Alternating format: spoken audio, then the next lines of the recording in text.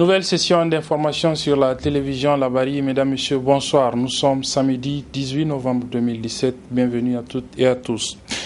Le sujet continue de susciter des réactions, la diffusion par des chaînes internationales américaines notamment d'une vidéo montrant des scènes de vente aux enchères publiques de jeunes migrants africains en Libye.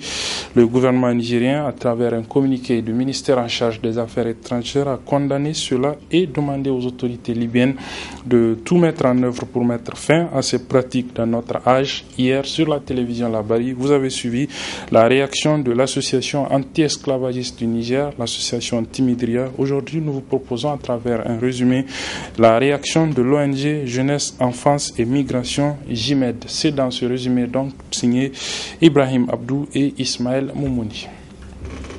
Vendus aux enchères comme des objets en Libye, c'est malheureusement la triste réalité que subissent beaucoup de migrants.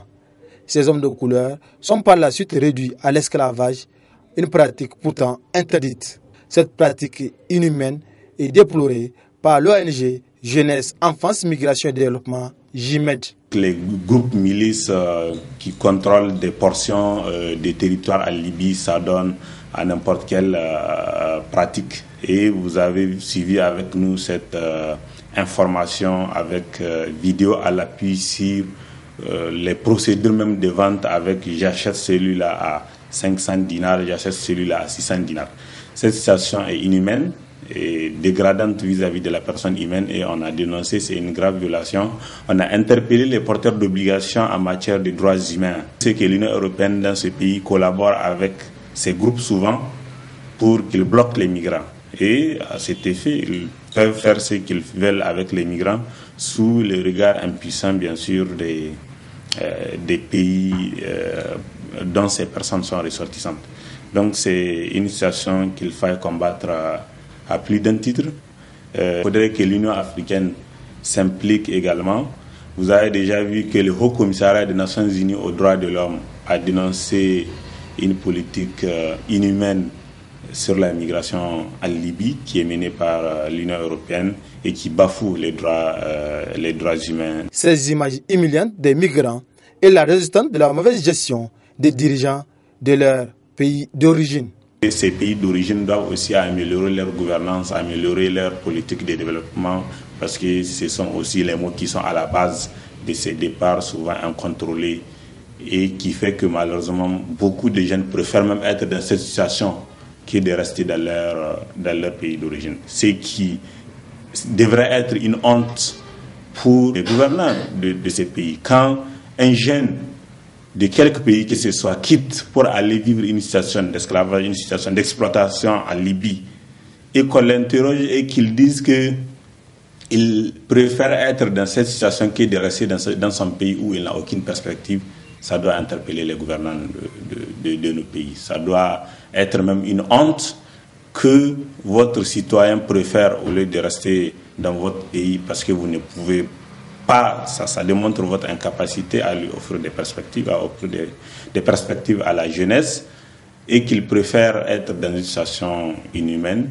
Je pense que ça doit interpeller les consciences de nos gouvernants. Cet acte est condamné par plusieurs pays, parmi lesquels figure le Niger.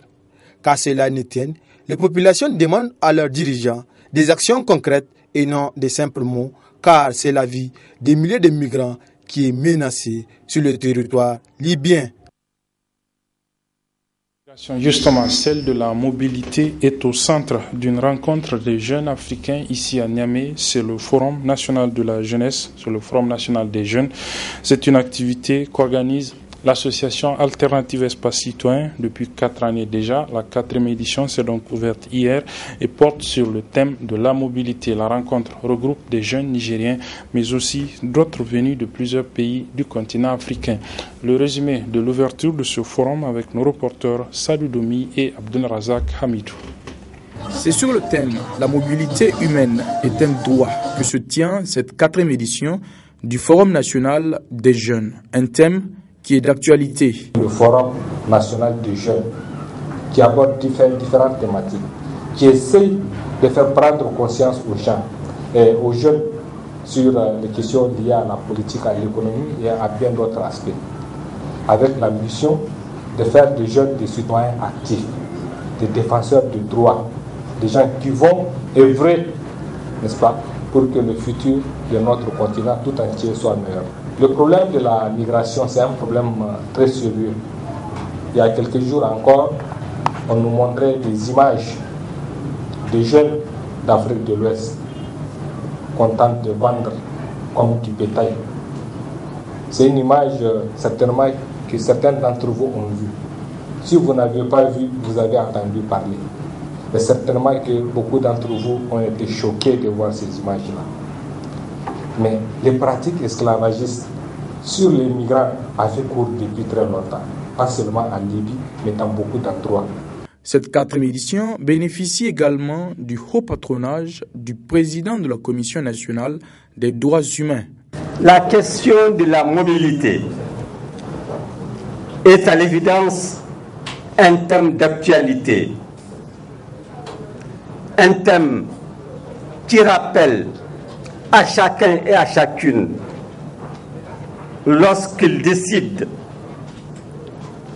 de se rendre dans un quartier d'un village ou d'un village à un village ou d'un pays à un autre pays ou encore d'un continent à l'autre, éprouve d'énormes difficultés pour des raisons diverses.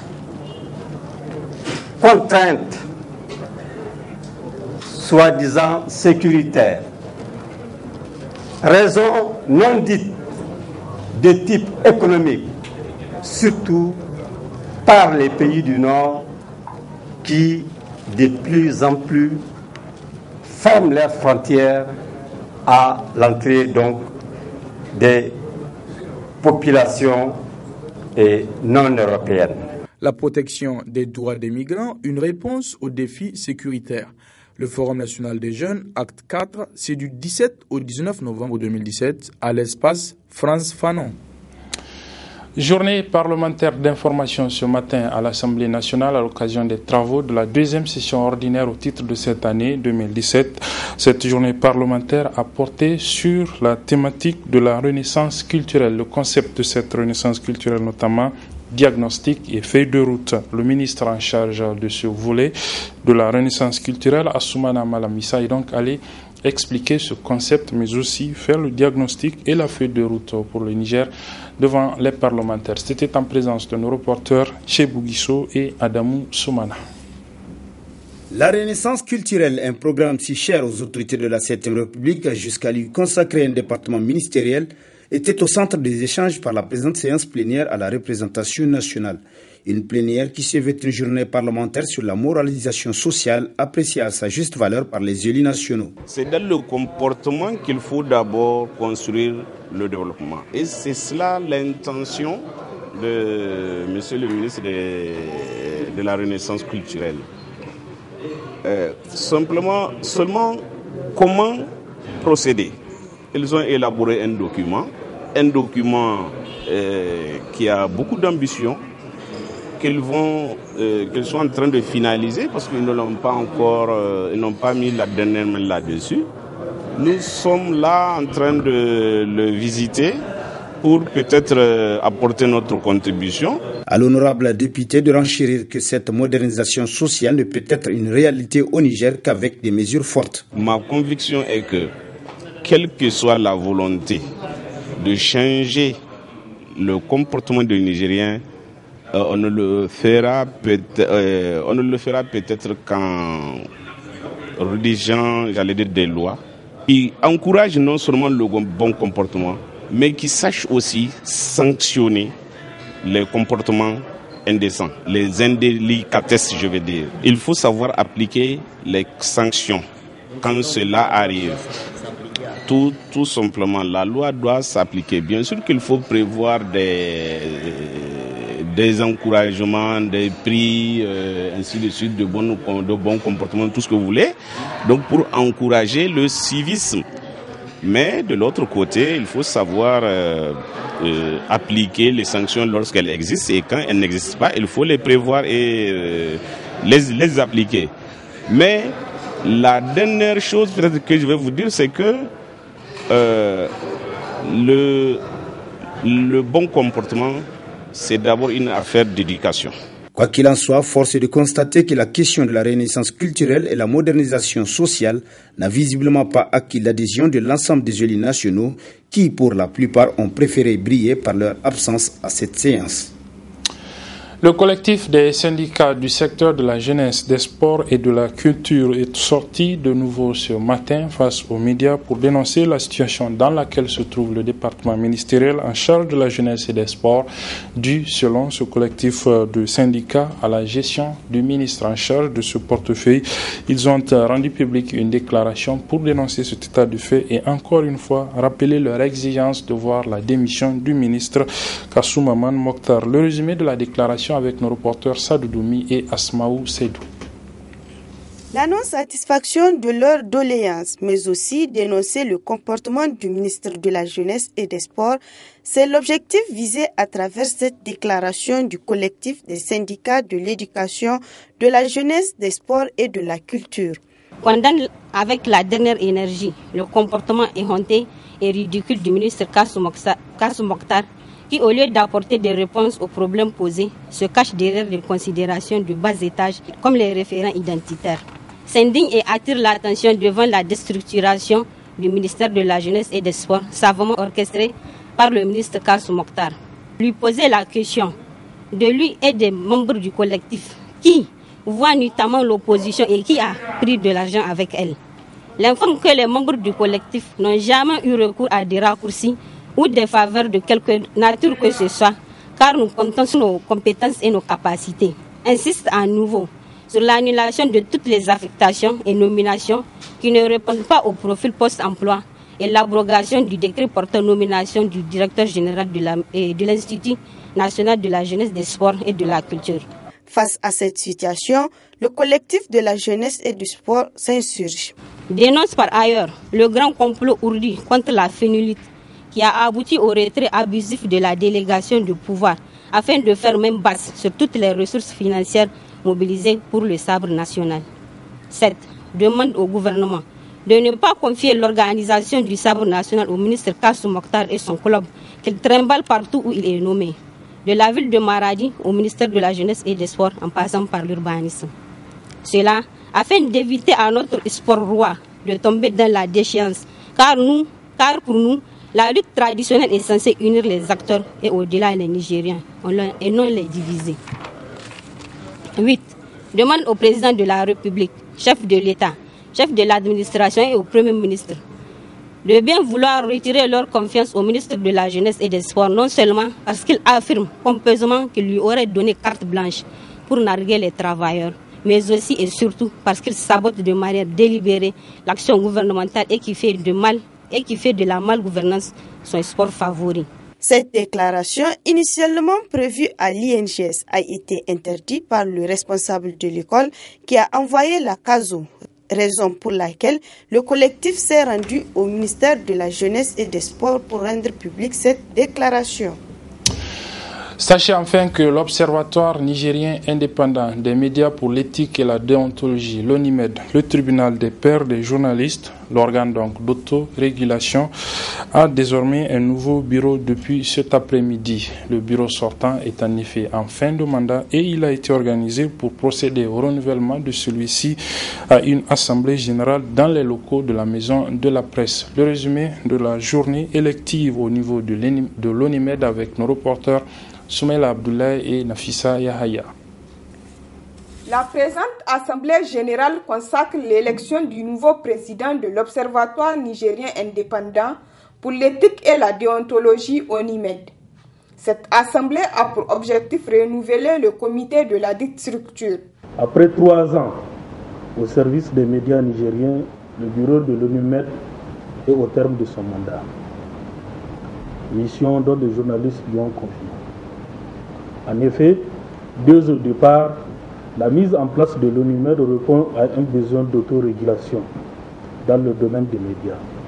La dépénalisation du délit commis par voie de presse à travers l'ordonnance 035 du 4 juin 2010 portant régime de la liberté de la presse au Niger a été l'acte catalyseur pour la prise en charge de la question d'autorégulation par les journalistes.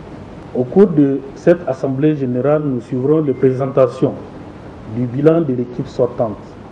Nous examinerons les propositions d'amendement de texte et nous les validerons si nécessaire.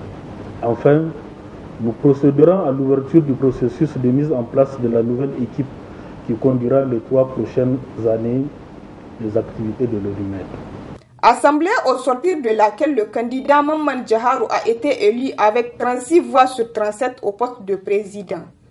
Occasion pour lui de livrer ses sentiments avant d'exposer la mission qui leur incombe son équipe et lui. C'est une grande responsabilité que mes confrères viennent de porter à moi et nous mesurons le poids de cette responsabilité. Je pense que nous avons abordé déjà un premier travail pour avoir fait partie de la première de l'équipe sortante. Nous avons pour avoir été dans le bureau sortant, pour avoir travaillé 3 ans, j'estime être profondément prêt à assumer les responsabilités et surtout à capitaliser ce qu'on a déjà fait. Il y a beaucoup de questions qui restent sans solution, notamment au niveau du plaidoyer, puisque aujourd'hui on n'a pas réussi à convaincre les citoyens nigériens, qu'ils soient décideurs politiques, qu'ils soient acteurs de la société civile ou même citoyens, d'abandonner les plaintes au niveau des tribunaux quand il s'agit de poursuites contre des journalistes, mais de faire confiance à l'organe d'autorégulation que l'ONIMED. Je pense qu'il n'y a pas meilleure sanction pour un journaliste que l'organe d'autorégulation, que ses pairs. Lorsque ce sont tes pairs qui te disent « Attention, tu as mal fait ton travail », ça doit t'interpeller plus que lorsque on te condamne à travers une peine devant les tribunaux. C'est dire que c'est ce travail-là que nous allons nous atteler pour convaincre les populations. Le nouveau comité qui vient de prendre fonction pour un mandat de 3 ans a pour fonction l'autorégulation de l'éthique et de la déontologie des journalistes nigériens. Voilà, bonne chance donc à cette nouvelle équipe de l'ONIMED. Et c'est la fin de cette édition, mesdames et messieurs. Merci de l'avoir suivi. Merci aux équipes techniques et rédactionnelles qui m'ont aidé à le présenter. Les programmes se poursuivent sur la télévision La Barry. Au revoir.